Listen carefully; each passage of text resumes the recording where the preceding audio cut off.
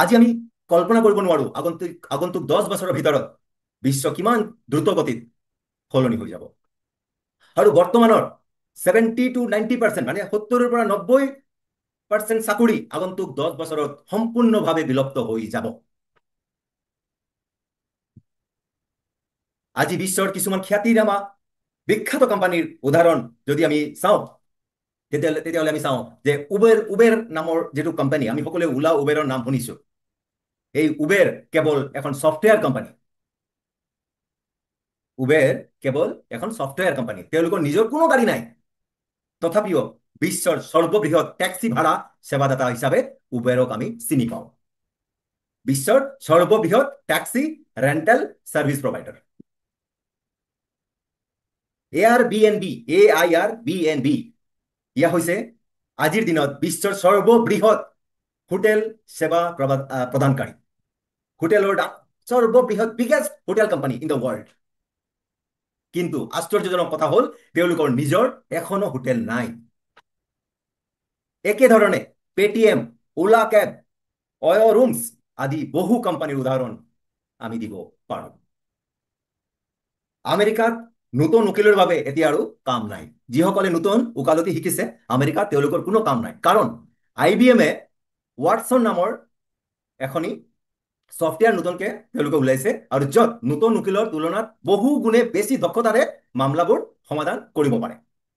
এইদৰে আগন্তুক 10 বছৰত প্ৰায় 90% আমেৰিকান চাকৰি থাকিব নোৱাৰে, কেৱল বিশেষজ্ঞ 10% চাকৰি ৰক্ষিত থাকিব, যিসকলে স্কিল লৈ কাম কৰিব। চ' এই অৱস্থা আহিছে। নতুন চিকিৎসকৰ ক্ষেত্ৰতো চাকৰি তেনেকুৱা বিপদত আছে, আগন্তুক দিনত বিপদত পৰিব। কাৰণ IBM-ৰ যিটো ৱাটছন নামৰ যিটো ছফ্টৱেৰ, এই ছফ্টৱেৰে মানুহৰ তুলনাত 4 গুণ নিখুঁতভাৱে কেঞ্চাৰ আৰু অন্যান্য ৰোগ চিনাক্ত কৰিব পাৰে। 2030 চনৰ ভিতৰত কম্পিউটাৰৰ বুদ্ধি মানুহৰ বুদ্ধিক অতিক্ৰম কৰিব। অহা 20 বছৰত বৰ্তমানৰ 90% গাড়ী পথাৰৰ পৰা আঁতৰি যাব, মানে আমাৰ ৰাস্তাৰ পৰা উঠি যাব।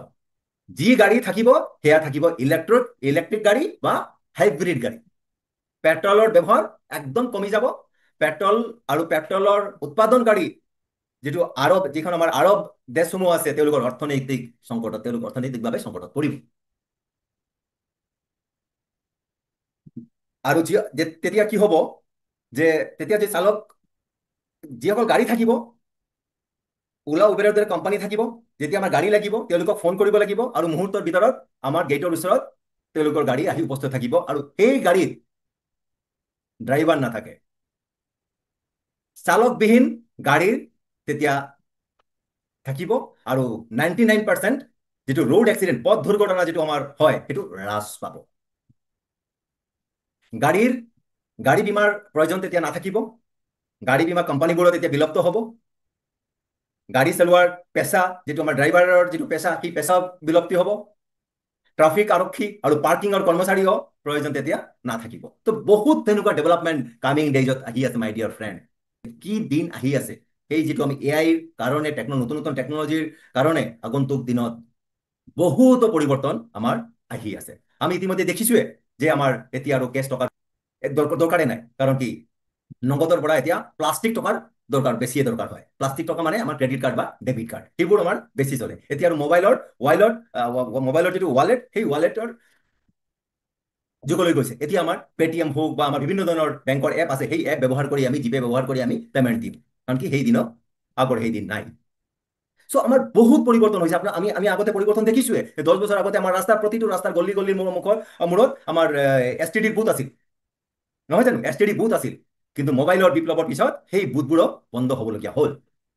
কিছুমান ৰিচাৰ্জৰ দোকান হিচাপে ঠিকে থাকিল, তাৰপিছতো অনলাইন ৰিচাৰ্জৰ যুগ আহিল, আৰু মানে আমি সকলোৱে ঘৰতে বহিয়ে ৰিচাৰ্জ কৰিবলৈ ধৰিলোঁ।